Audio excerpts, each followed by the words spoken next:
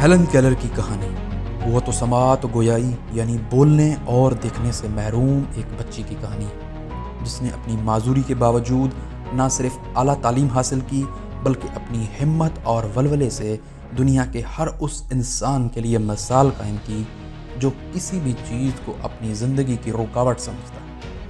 یہ اس عظیم مصنفہ کی کہانی ہے جس نے نابینا ہونے کے باوجود اس دنیا کو دیکھا، بغیر سماعت کے سنا اور قوت گویائی کے بغیر پوری دنیا میں اپنا پیغام پہنچایا۔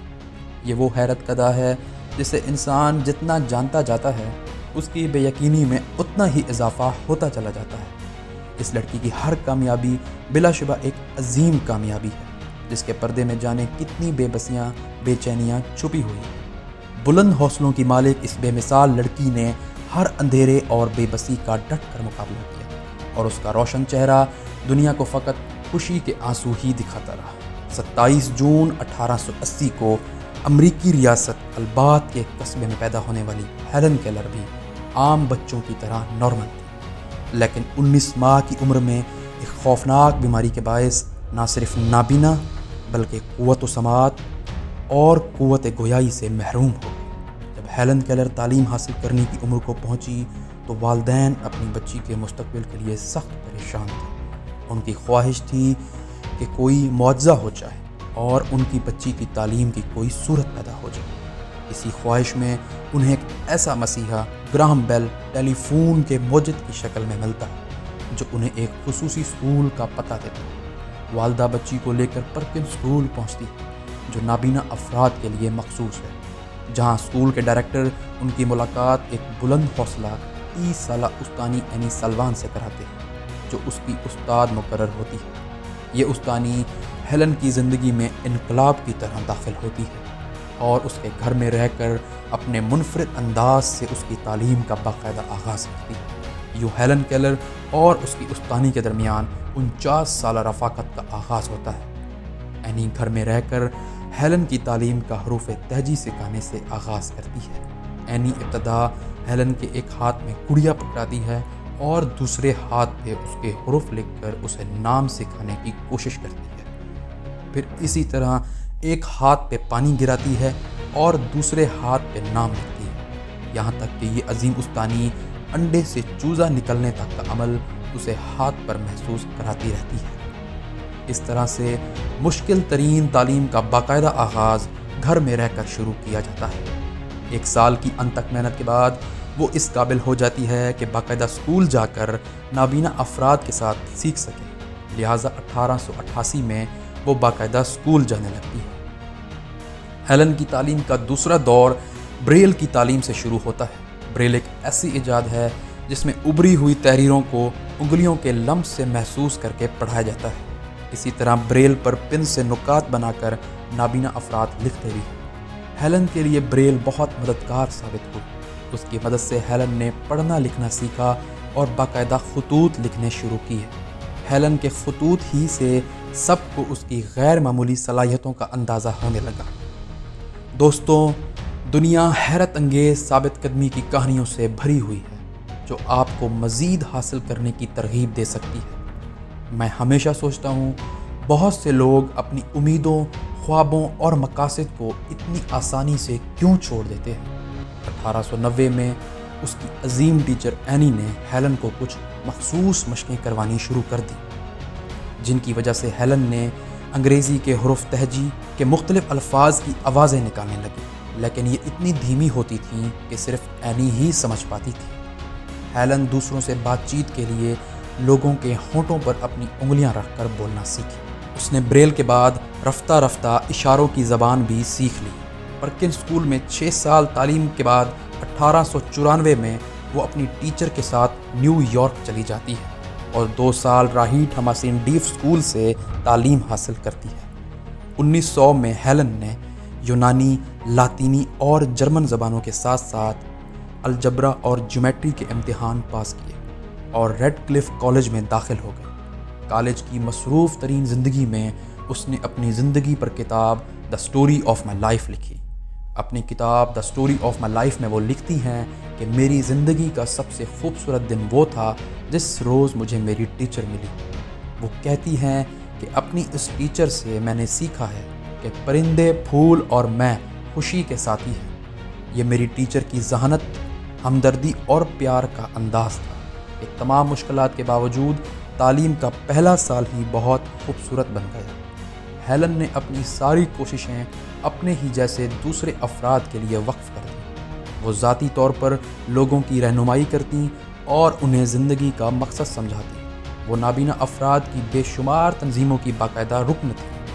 وہ فطرت کو قریب سے دیکھنا پسند کرتی تھیں، اس لیے شہر سے زیادہ دیہات کو ترجیح دیتی۔ وہ ایک باہمت اور دلیر خاتون تھی جنہوں نے تمام عمر مایوسی کو قریب نہیں آنے دیا۔ ہیلن نے اپنے عزم اور ہمت سے پوری دنیا کے لیے مثال قائم کی۔ آج بھی وہ دنیا بھر کے خصوصی افراد کے لیے رول ماڈل کی حیثیت رکھتی ہے۔ ہیلن نے اپنی کامیابی کو خود تک محدود نہیں رکھا۔ انہوں نے 1924 میں American foundation for the blind میں شمولیت اختیار کی اور 40 سال تک اس تنظیم کے لیے چندہ بھی اکٹھا کرتی رہی۔ اس کے علاوہ دنیا بھر میں موجود بے شمار تنظیموں کی اعزازی ممبر تھی۔ انہوں نے اپنی ٹیچر کے ساتھ 40 ممالک کا سفر کیا اور اپنی زندگی میں 12 مشہور کتابیں اور بے شمار مضامین لکھے۔ انہوں نے محض 11 سال کی عمر میں دی فورسٹ کنگز شارٹ سٹوری لکھی اور 22 سال کی عمر میں اپنی خود نو سوانح حیات دی سٹوری آف مائی لائف نے انہیں شہرت کی بلندیوں پر پہنچایا۔ 14 ستمبر 1964 کو امریکن صدر نے انہیں صدارتی ایوارڈ فار فریڈم سے نوازا، جو کہ امریکہ کے 2 اعلیٰ ترین اعزازات میں سے ایک ہے۔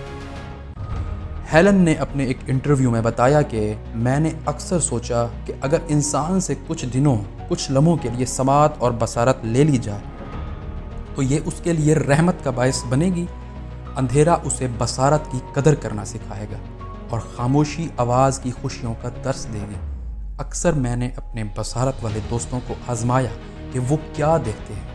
ایک دفعہ میں نے سیر کر کے واپس آنے والے ایک دوست سے پوچھا، آپ نے وہاں کیا دیکھا؟ تو اس نے جواب دیا، کچھ خاص نہیں۔ میں نے خود سے پوچھا، ایسے کیسے ممکن ہے کہ 1 گھنٹہ سیر کے باوجود بھی نوٹ کرنے کے قابل جنگل میں کچھ نہیں تھا؟ میں جو دیکھنے سے قاصر ہوں، سینکڑوں چیزیں صرف چھو کر ہی محسوس کر لیتی ہوں۔ میں ننھی کوپلوں کی تلاش میں شاخوں کو چھوتی ہوں، جو گہری سردیوں کے بعد بہار کی آمد کا پہلا اشارہ ہے۔ عام طور پر جب بہت خوش ہوں تو میں آہستگی سے کسی چھوٹے درخت پر ہاتھ رکھ کر پرندے کے گانے کی تھرتھراہٹ محسوس کرتی ہوں۔ اس وقت میرا دل رو پڑتا ہے، اور ان سب چیزوں کو دیکھ سکنے کی خواہش کی وجہ سے اگر میں صرف چھونے سے اتنا لطف اندوز ہو سکتی ہوں تو ان سب کو دیکھنا کتنا پرکیف ہوگا۔ میں یقین سے کہہ سکتی ہوں، اگر آپ بینائی کے بغیر چند دن بھی گزار چکے ہوں تو آپ اپنی آنکھوں کو ایسے استعمال کریں گے جیسے کبھی نہیں کیا ہوگا۔ آپ جو کچھ دیکھیں گے، آپ اس سے محبت محسوس کریں گے۔ آپ کی آنکھیں ہر اس چیز کو دیکھنا چاہیں گی جو ان کی دسترس میں آنا ممکن ہو۔ تب ہی آپ کو صحیح معنوں میں آنکھوں کی قدر ہوگی۔ تب ہی آپ صحیح معنوں میں اس عظیم نعمت کو شناخت کر سکیں گے۔ میں جو کہ نابینا ہوں، بصارت والوں سے یہ کہنا چاہتی ہوں، اپنی آنکھوں کو ایسے استعمال کریں جیسے کل کو اس نعمت سے محروم ہونے والے ہیں، اور یہی اصول باقی تمام نعمتوں کے لیے بھی استعمال کریں۔ آوازوں کو سنیں، پرندوں کے گیت، کسی پیانو کی آواز، اور وہ بھی اتنی توجہ سے جیسے آپ کل بہرے ہونے والے ہیں۔ ہر چیز کو محسوس کریں کہ اس سے آج ہی آپ کو نوازا گیا ہے۔ پھولوں کی خوشبو کو الگ الگ محسوس کریں کہ آج کے بعد آپ محسوس کرنے اور چکھنے سے محروم ہونے والے ہیں۔ ہر حس کو بھرپور استعمال کریں اور ان کی خوبصورتی اور عظمت کے لیے شکر گزار بن جائیں۔ انہی کی مدد سے آپ اس وسیع تر کائنات کو دیکھ پا رہے ہیں، انہی کی مدد سے آپ سیکھ رہے ہیں۔ لیکن میرے نزدیک ان سب میں سے سب سے خوبصورت احساس دیکھنے کا احساس ہے۔ ہم روز سنتے اور دیکھتے ہیں، ذرا سی حوصلہ افزائی انسان کی زندگی بدل کر رکھ دیتی ہے، انسان کے لیے کامیابیوں کے دروازے کھول دیتی ہے۔ لیکن سوچنے کی بات یہ ہے کہ ہم نارمل لوگوں کو آگے بڑھنے کے لیے بھی اگر قدم قدم پر حوصلہ افزائی درکار ہے تو خصوصی افراد جن کی زندگی میں نارمل افراد کی نسبت رکاوٹیں، پریشانیاں، مشکلیں کئی لاکھ گنا زیادہ ہیں، انہیں کس لیول کی حوصلہ افزائی درکار ہوگی۔ یہ ہیلن کا اپنے اوپر یقین تھا، یہ اس کے اپنے اندر کی آواز تھی کہ اگر مجھے اس دنیا میں بھیجا گیا ہے تو وہ بے مقصد کیسے ہو سکتا ہے۔ لہٰذا جب آپ خود کچھ کرنے کی ٹھان لیتے ہیں تو حالات خود بخود آپ کے لیے سازگار ہونا شروع ہو جاتے ہیں۔ پھر قدرت آپ کو عظیم استاد، بہترین دوست، مثالی ماحول خود ہی مہیا کر دیتی ہے۔ بس ضرورت ہے تو اس بات کی کہ آپ اپنے اندر کی آواز سن کر قدم بڑھانا اور مستقل مزاجی قائم رکھنا۔ ہیلن کیلر نے اپنی زندگی کے آخری سال بھی نابینا افراد کی تنظیم کے لیے عطیات جمع کرنا میں گزارے۔ انہوں نے 88 سال کی طویل عمر پائی اور 1968 میں اپنے گھر میں سوتے ہوئے وفات پائی۔ ہیلن کیلر کی کہانی ہمیں یہ پیغام دیتی ہے کہ زندگی میں چاہے کچھ بھی ہو جائے، کیسی بھی مشکل کیوں نہ آ جائے، اگر آپ بلند ہمت اور مستقل مزاج ہیں تو چاہے آپ میں لاکھ کمی ہو، زندگی میں آگے بڑھنے سے، کامیاب ہونے سے آپ کو کوئی نہیں روک سکتا۔ انہوں نے اپنی زندگی پر تفصیلاً کتاب the story of my life اسی لیے لکھی کہ لوگ جان سکیں کہ وہ معذوریوں کی وجہ سے کن کن مشکلات سے دوچار ہوئیں اور کس طرح ہر میدان میں سرخرو ہوتی چلی گئی۔ وہ نابینا، بہرے، گنگے افراد کے لیے ایک عظیم مثال بنی اور انہوں نے ثابت کر کے دکھایا کہ وہ بھی عام لوگوں کی طرح زندگی کے ہر میدان میں کامیاب ہو سکتی ہے۔ آئیے عہد کریں اپنی میسر نعمتوں کے شکر ادا کرنے کا اور انہیں بھرپور استعمال کر کے زندگی میں کچھ کر گزرنے کا، نہ صرف اپنے لیے بلکہ پوری دنیا کے لیے۔ آئیے آج ہی سے کچھ ایسے کاموں کا آغاز کریں جو دوسروں کی کامیابی کے لیے ہوں، دوسروں کی فلاح کے لیے ہوں۔ آگے بڑھیے، اس وطن کی مٹی کے ابھی بہت قرض باقی ہے۔ دنیا میں روشنیاں پھیلانے کے لیے آنکھوں سے زیادہ دماغ کی روشنی ضروری ہے۔